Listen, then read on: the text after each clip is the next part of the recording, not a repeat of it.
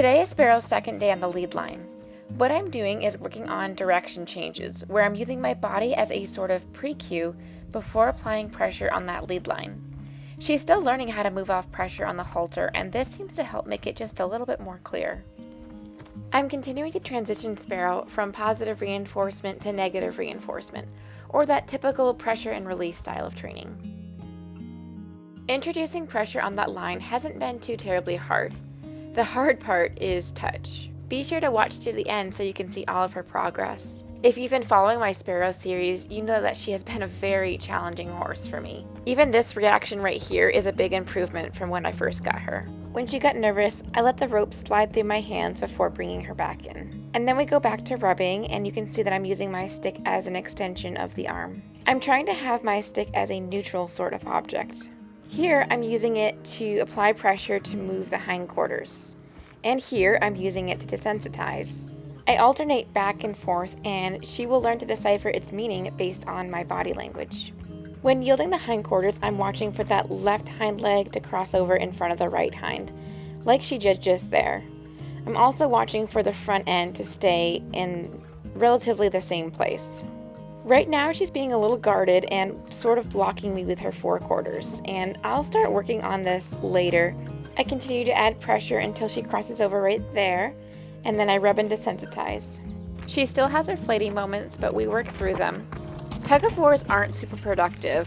What I like to do is release the line a little bit, like I did right there, finally. I'm doing it to slightly lessen the stress on the horse and bring it to a spot where I can actually stop it. Once she faces up to me, I immediately give a huge release. And then I go back to yielding the hindquarters. This is one of the very first exercises that I teach my mustangs. Yielding the hindquarters, or also known as disengaging the hindquarters, is really important in establishing control of a horse. When a horse crosses its legs like this, it cannot buck, bolt, rear, or kick out. Obviously, that means that the horse is in a more vulnerable situation, so it will require a bit of trust. I've been working on her left side, and now I'm going to switch to the right side. She's a lot more guarded on this side, and you can see her try to position me so that I'm on her left side. She is much more sensitive on this side, and it's really hard to get into the right position. Even though she is pretty on edge, believe it or not, this is much better than she was when I first got her. It's so unfortunate that I lost a lot of my early footage when my hard drive failed, but yeah, she was extremely uptight, and this is a pretty big improvement from where she was. If you're new to the channel, I've done a lot of positive reinforcement with Sparrow, and now I'm switching over to negative reinforcement, or a pressure and release sort of training. Right now, I'm working on both yielding her hindquarters and some touches. I'm asking her to yield her hindquarters, and then I ask for nothing and rub her. I'm trying to make it easy for her to identify my passive versus active body language. She'll start figuring out that it's okay for me to be around when my body language is passive and relaxed. You'll notice that I'm not being overly cautious with her. I'm not trying to tiptoe around her because that is kind of creepy. If anything, I more exaggerate my active body language and just try to be normal when I'm being passive. I don't like how she's coming towards me with her shoulder. Once I get closer, I can use my hand more as a block. Ow, fudge! You can see things kind of got a little bit ugly before they got better. And just a friendly reminder that I'm just sharing my journey as I'm learning and doing this. This is not training advice, so please do not take it as such. My methods are constantly changing, so what I'm doing today is not something that I would necessarily do in the future. Although messy, this session set the foundation for a much better third session with the rope. All right, so today is Sparrow's third session. Say hi, Sparrow. I wasn't going to record, my phone was actually charging, but she is just in such a good headspace. I think she's gonna actually really come along in this session. So, okay, I went back in, grabbed my phone, and hopefully the battery lasts for me. It's really important to note for every single session here, I'm both starting and ending my sessions with positive reinforcement. Even though I'm not showing it, it was very important for the overall success. I can see the tilt in this camera. Fixed, I hope. Last time I worked on this, she had a few explosive moments. Not bad, but she had a few moments where she kind of took off and all worried. And she had a hard time yielding the hindquarters, she was trying to move her front end to face me. So today I'm going to keep working on trying to get the hindquarters to yield. I'm going to try giving her a little bit more space. So maybe just not feeling quite as crowded will help her. That was nice. Eventually, I'm going to get closer in there and I'm going to be using my arm to block her front, but right now I can't get that close. Very good. She is in such a good headspace right now. I love this. All right, she had a little more trouble on this side last time. All these things, even when I gather ropes, she's been a lot more laid back about. You can see Sparrow blocking me with her shoulders here rather than disengaging the hindquarters. Here we go. Now I'm set up for a good one. There, good girl. Yeah, this is tricky because I can't be in the spot I normally would like to stand. All right, try again. I'm gonna go a little wider. This there. So that, I think that's gonna help me if I put my body further away. When I come in too close, she starts feeling defensive and will start throwing her shoulders towards me. So if I come out, swing out wide a little further, there, I'm better set up. Try it again. Swing out wide. Good girl. You're so good. Swing out wide. Good girl. That was probably one of the best yet. Good. Good girl. Good girl.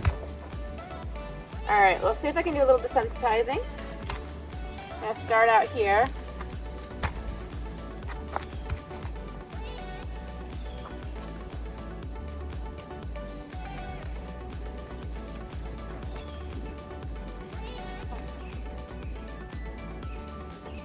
Oh, I didn't mean to hit her there, but she seemed okay with it. That's too funny. Oh, droopy lips. Oh my gosh.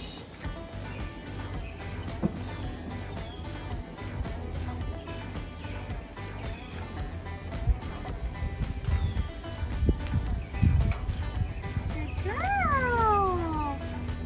Okay, think about that for a second. Would that be okay?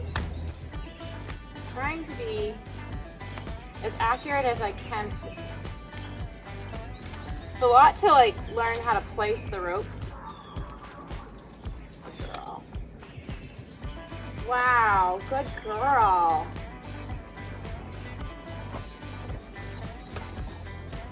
Good girl. All right, that's amazing. I think I'm gonna end the session there.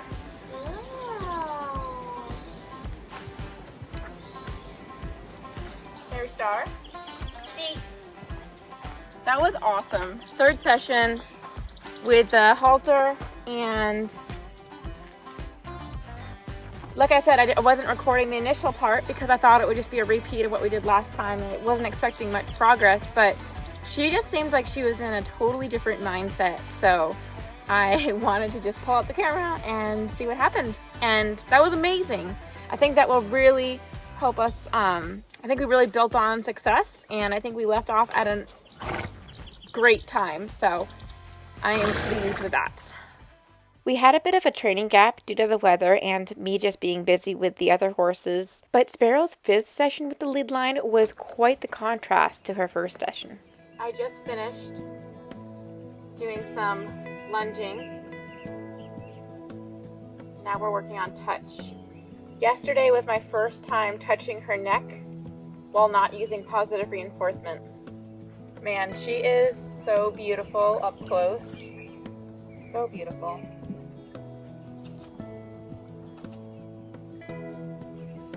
Oh, does that feel good? These were some very special moments with Sparrow. I can't tell you how thankful I am to be here right now. I can just remember all of the days with me sitting out in the snow and cold and freezing. Oh my gosh, the amount of freezing that I did. It was so hard staring longingly at that sweet face, just wanting for a moment like this. I know the journey ahead is still long. She's still a very, very sensitive horse and is far different than any other Mustang that I've had. She is absolutely the hardest Mustang that I've worked with so far, but probably the best one for me. She's the kind of horse that is going to make me change and adapt and learn and grow. And I know that there are many other Mustang owners who feel the same way with their sensitive Mustangs. Every tiny little bit of progress feels like a huge milestone, and you just learn to appreciate the small steps so much more. I want to say a huge thank you for all of you who have been supporting Sparrow and I on this journey. I truly appreciate you so much.